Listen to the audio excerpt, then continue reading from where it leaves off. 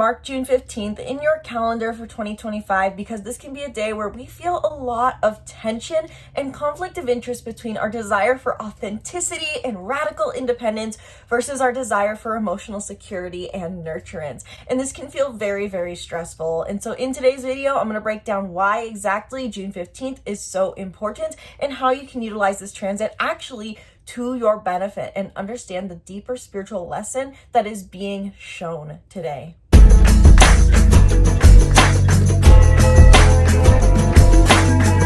Hello and welcome back to the channel. I'm Isabel, your spiritual rebel friend, and today we are talking about what is happening astrologically on June 15th. And really, this is more about transits, multiple different aspects that are happening between June 15th and June 18th. And these two transits peak on these two dates, but we can feel these aspects that are happening on the days leading up to these events and the days following. So as of today, which I believe is June 10th, which is shadow period for the full moon in Sagittarius, we are also getting this combination of additional aspects that may be very tense happening in the stars, which are, to name specifically what they are and then dive into them. We have a square between Uranus and Taurus and Mars and Leo. We have a square between Saturn and Aries and Jupiter and Cancer. And we will have a square with Neptune in Aries and Jupiter in Cancer. And I will put the exact dates over the screen at some point on when exactly each of these are happening and what degree, so that you can look at your chart and understand what exactly is coming up for you, because I will not be diving into horoscopes fully in this. I will probably touch on general themes for the earth signs, fire signs, air signs, and water signs at the end. But I more want to talk about today the deeper spiritual lessons that are being presented with these conflicting aspects, because frankly, in modern astrology, squares get very hard to interpret, and I will be completely transparent that oftentimes squares are a funky transit for me to interpret myself, because really to understand what the lesson is behind a square takes a lot of contemplation and introspection time. And given that I try to make these videos very practical, simplified, and not an hour long, it can be kind of awkward to try to walk through that process. So in today's video specifically, I'm going to cover what is coming up with the Uranus square to Mars in Leo, what is going on with the Saturn and Aries square to Jupiter in Cancer, and what is going on with the Neptune and Aries square to Jupiter in Cancer, and really emphasizing in today's video the value behind these squares and how this plays into Jupiter's year-long story. I did just publish my video talking about the deeper philosophy behind Jupiter in Cancer. So if you want to get your horoscope for what you are expanding with Jupiter in Cancer over the next year, I invite you to check out that video. Hopefully I'll remember to put it in the description box below, because I noticed more YouTubers do that and I should probably start doing that. But it's also on my channel and it's on my playlist for astrology forecasts.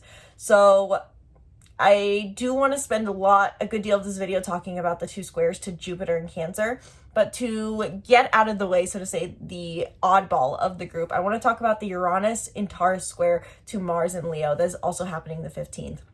We have two squares happening on the 15th. And so the 15th can feel like a very tense day for us all. Simply put, with two squares active, it can feel like we're being pulled in multiple directions. And with a square in general, I want to note that a square aspect is when two signs or planets are 90 degrees apart. It is a corner.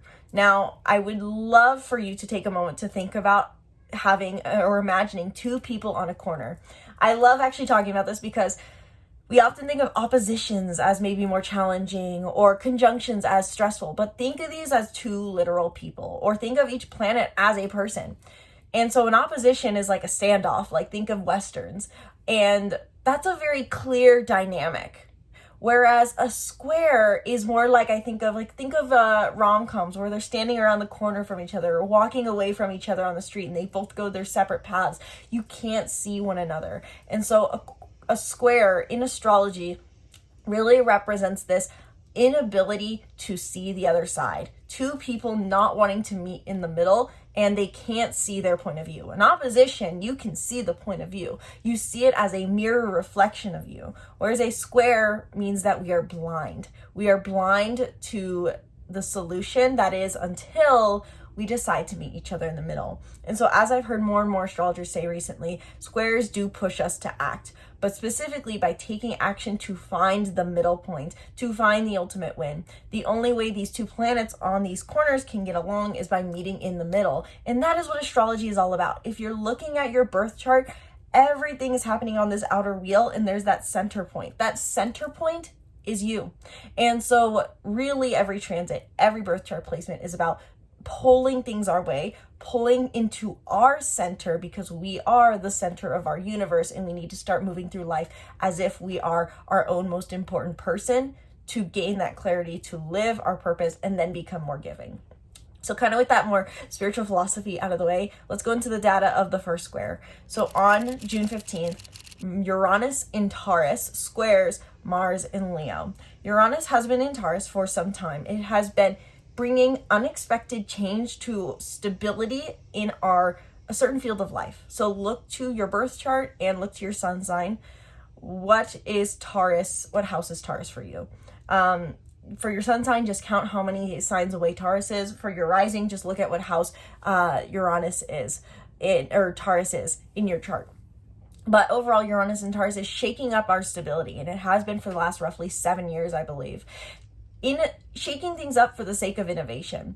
In the end, Uranus brings unexpected change for the sake of helping us elevate our mind. Uranus is said to be the higher octave, after all, of Mercury. And so with Uranus transits, whenever it's an aspect, a square, a sextile, something unexpected is coming up to help us see a situation differently. And I think Uranus being in this square aspect is very, very insightful, because it's really about, okay, we're going to send you something uncomfortable to really challenge you to see things differently. Because oftentimes when Uranus is in positive aspects, this plays out more as, I never thought about it this way. Now that I don't have this limiting belief or limiting factor of security in a certain field of life, now what do I do? And it feels more easy. But we will always have challenging situations in our life. We will always have trials. We will always have uncomfortable moments. And so Uranus in this square aspect is saying, hey, you're now in a more uncomfortable situation, but can you now uphold this higher way of thinking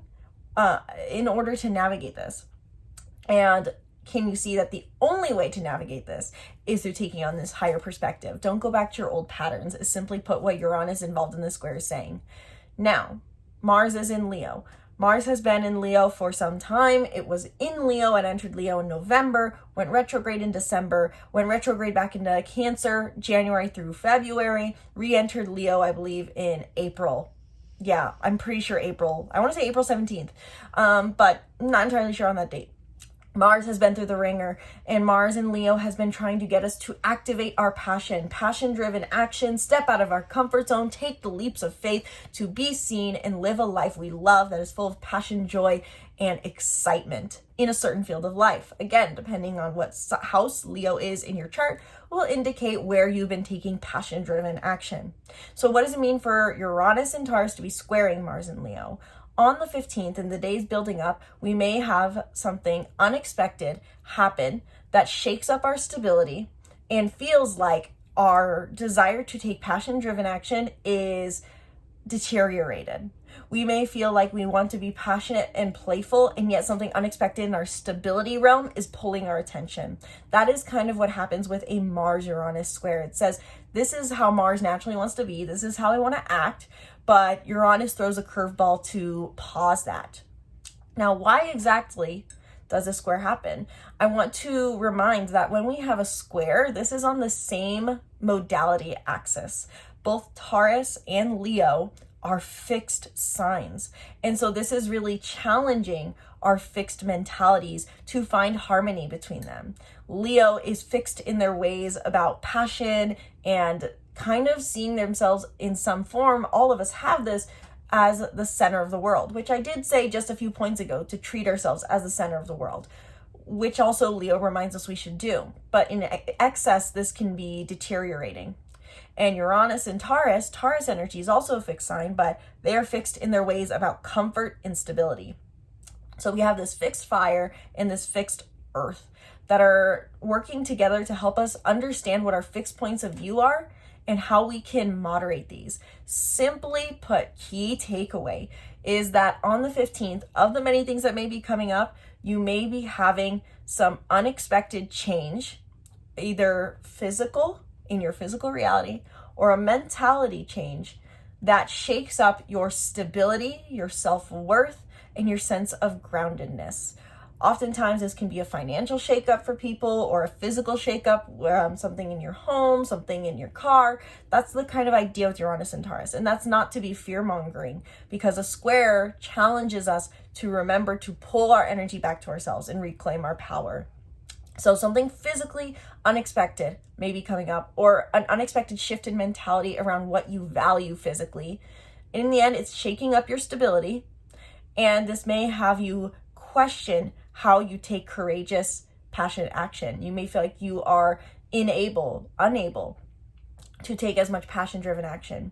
Stability and passion are at a stalemate, simply put, even more simply. So you may feel like your ability to go be fun, to have fun, be passionate, be playful is not working well with your need for stability. And it can feel like, okay, I have to choose either stability or passion. But the invitation with a square is to pull energy into you, to meet at that corner, to get along. So how can you find a balance point between allowing yourself just to pursue passion, to be playful, to just think and to turn off the mind and just act? And how can you meet that in the middle with really intentionally thinking about stability? I think this is, in the end, this square is a lot about bringing up realizations around bringing intrinsic stability that aligns with a higher desire for passion. Because both in these low frequencies, this can be hoarding our resources or fearing scarcity and neglectfulness and being avoidant and going into indulgences and having egoistic behaviors that take us away from our core self. And the positive side of both of these is meeting an intrinsic sense of stability with an intrinsic sense of passion. So hence why oftentimes squares call us to go within to ourselves as we take action, as we move forward. It could also be simply put that with this square, your actions may not be in the best alignment. But I will say that Mars in Leo is currently in a positive aspect to the full moon in Sagittarius. So what I would say with this is that really maybe pay attention, watch my full moon video or someone else's. Pulling into that full moon energy could be helpful with this square. But simply put, this is an invitation to identify your fixed mentalities, fixed beliefs, to challenge your status quo and find a middle point between stability and play, between passion and groundedness. So that's what the first square that is activated. And I know this video is going to be long, but I felt called to make a longer video today, so I hope you guys enjoy it. We have a secondary square happening on the 15th. And I believe it is the square with Jupiter in Cancer, specifically with Saturn in Aries. Now, given that I did not take notes, we have also a square with Jupiter in Cancer happening to Neptune in Aries on the 18th, but I may have these flipped. I can't remember which one happens first. I would guess it's Saturn is first because Saturn moves faster. But it could be the other way around because Jupiter is probably I don't know. We're going to go with that. But I do think these go hand in hand, and I'm really going to merge them.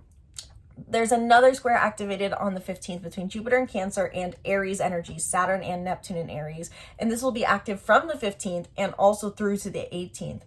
Now, the reason I really felt called to make this video is not to just warn about potential conflict of interest and stresses that may come up this day, though that I hopefully think is helpful. I think there's a very interesting storyline playing out with Jupiter in Cancer specifically, because looking at 2025 transits and looking at the overall storyline that's going on with Jupiter in Cancer does not make many aspects or major aspects to other planets throughout this year. It will make, I believe, a positive aspect to Pisces, the North Node in Pisces, in the fall. But what I'm really seeing is that Jupiter enters Cancer, calling us to enter our era of softening, to focus more on emotional availability, emotional security, emotional connection, both to self and others, and experience nurturance. But straight out the gate, Jupiter enters Cancer and gets pummeled a bit by Saturn in Aries and Neptune in Aries by forming two squares. And then we have this period afterwards where there's not many major aspects until the fall. And so it's almost bringing up this symbolic dynamic here, because both Neptune and Saturn in Aries tie into this storyline that has been going on for the last 2 years, with the North Node having been in Aries recently from 2023 July to 2025 of this year, as well as eclipses that we've had from 2023, 2024, and 2025 in Aries. We have all been initiating some sort of major change that makes us more authentic, bold, independent. We've really learned to be the ram in some form or fashion. Saying almost like, to extremify, like, I don't need no man, is the kind of energy that Aries has brought to a certain field of our life. We've learned radical authenticity and to accept independence, especially because Chiron is here. We have been healing deeper wounds around fear of independence and feeling that it's okay to be on our own. But Saturn and Neptune have followed suit into Aries now, and the North Node having left Aries, to get us into a mode of being, into a phase of our life where we're upholding our discipline and ideals about this part of ourselves. It's saying more like, okay, I've done the work to be independent. I've made major change. Now let's just let this engine chug along. Let's keep it on the back burner. Let me keep my independence as a part of my being, but it's not my major focus. Or at least, so we thought. As Jupiter enters Cancer and squares both Neptune and Saturn in Aries from the 15th and the 18th, we can feel that our desire to be radically authentic and independent is now conflicting with our deeper desire we're feeling to expand our feelings of nurturance. Cancer and Aries, again, just as the other square between Uranus and Taurus and Mars and Leo are on the same modality axis, so are Aries and Cancer. These are both cardinal signs. They want to be the initiator. They want to be the leader of the group. They want to be the controller and the authority. And so with this square between Jupiter in Cancer and both Neptune and Saturn in Aries in particular, it can feel like a fight for control. This really, I think, is challenging a very common dynamic that many of us feel in modern day society, where we initiate independence for the sake of self-protection and honoring the self and taking care of ourselves. But now it can feel like that's walking a line of hyper independence. And it can feel like sometimes, I think especially, at least in the groups I see and from experience, it can feel like sometimes to own our independence, it can feel like protecting our peace comes with a very high price. Meaning that we feel like we're very alone, and that we can not even so much feel lonely, but it can feel like a very solitary journey where that takes very much extremes. It can feel like it's very hard to Aries energy and to us all to both have our independence and have connection. And so this is what this square is bringing to light. We may feel like we have to choose either radical authenticity, independence, and assertion, being our own person, or emotional connection, emotional nurturance, emotional security, emotional support from ourselves and others. And the invitation of this square is to say, what if you can have both? What if it's not this or that? What if it's this and that? In the end, every zodiac sign is connected because they are a part of the wheel. And this is why when we talk about the Wheel of Fortune in the tarot, everything's within the wheel. And so everything is meant to be connected and meant to be fulfilled by bringing us to that middle point. And that's what a square reminds us. We have to meet at that corner. So from the 15th through the 18th, for more of the data side of things, you may feel like you've been called recently to expand upon your emotional fulfillment and emotional nurturance in a certain field of your life, prioritizing more the things that make you feel good here and wanting more emotional fulfillment and support in this realm of your life. But it can feel like through the 15th to the 18th that you feel a conflict of interest between, okay, I want this emotional support, but what if I lose my independence along the way? I think I need to push back and I maybe not have that emotional fulfillment to maintain my independence. And this can be a very strong feeling of conflict. It may feel like also choosing between expressing anger and expressing sadness for many. It can feel like maybe one's too vulnerable versus one's too harsh, and it can be hard to know where to meet in that middle. Now, with this, it is also an interesting dynamic additionally that Jupiter and Saturn do really represent this yin and yang. Jupiter's expansion, Saturn's contraction. Jupiter stretching the muscle, Saturn strengthening the muscle. Jupiter is the law of attraction and sees that everything's energetic and that you can just think your way to a reality you love. And Saturn says you need to put your nose to the grindstone and get the work done and do the things and be disciplined. And it's a very interesting dynamic that we have with these two forming a square. And so I think it's really going to be bringing to light oftentimes many of those avoidant tendency leaning people who may just want to think their way to a better life and keep in the unicorns and rainbows, I myself included, and say it's all going to work out, even though there are things I need to manage. And it's also going to be bringing to light maybe the other end of that spectrum, people who are overly realistic and feeling like I have to work hard for everything. And so the invitation with this square in particular, both the Neptune and the Saturn in Aries squaring Jupiter in Cancer, is how can my need for independence meet my emotional needs? And how can my emotional needs match and cooperate with my need for independence? Looking also at these two areas of life that the houses are, whatever house Aries is and Cancer is really helpful with squares to say, how can I fulfill this need in this area of life? And how can I fulfill this need in this area of life? It's oftentimes with squares, we feel like we have to really refine our schedule and our thought process and how much energy we dedicate into these areas of life. How can you balance the energy that you dedicate to the Aries sector of your sky and the Jupiter and Cancer sector of the sky? So overall, the 15th to the 18th is a very challenging week, 3-day period in astrology that can bring up and shake up our sense of stability, make us feel like we don't know what kind of action we should take, maybe feeling like we have to swing extremes, but in the end, we can find a middle point between this all. So I always say patience is key with squares because it can feel like it brings up some deeper feelings of inner conflict that can be very stressful to navigate. But overall, looking at these planets in separation and saying, what does this planet need? Again, treating it like a person is oftentimes what I find the best way to do to navigate these transits. What does your Aries need? What do you need in your Aries sector of your sky? How can you keep your independence here? And also, how can you open yourself up to expand upon your need for nurturance? And what would someone do who can move through life? That's not the right way to say that. How would someone move through life if they were someone who believed that they can both be independent and nurtured? I really feel like this square is challenging some deep inner child wounds for many around feeling like, well, I just have to be on my own and take care of myself and no one will ever support me. And so this emotional vulnerability can be something weird for many to navigate. Or the other end, they may feel like there's many out there who feel like I have to support and I have to nurture, and that means I must have no sense of self along the way.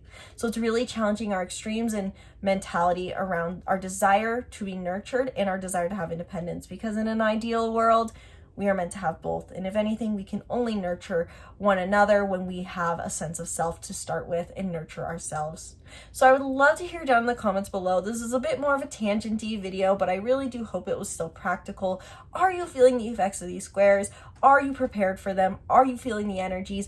Are you excited for these transits that are really bringing some deep spiritual lessons that help you bring more balance into your life? I would love to hear your thoughts down in the comments below, and be sure to subscribe to the YouTube channel. Stay tuned for more videos breaking down the stars and more. Please give me your feedback on what would be most helpful to you, what transits you're thinking about, and where you're struggling in life, so that I can hopefully provide some helpful guidance. And if you want to dive deeper into how exactly these transits are playing out for you, including these squares or maybe something in the future, or how you can utilize Jupiter and Cancer to your benefit to expand upon your emotional fulfillment, I invite you to book a reading down in the link in the description box below. Really, these are more of consultations or coaching calls where we go deep into your life and find the advice that you need and the guidance you need based off of your energetic imprint and what the stars are inviting you to currently do. So learn more about readings down in the description box below.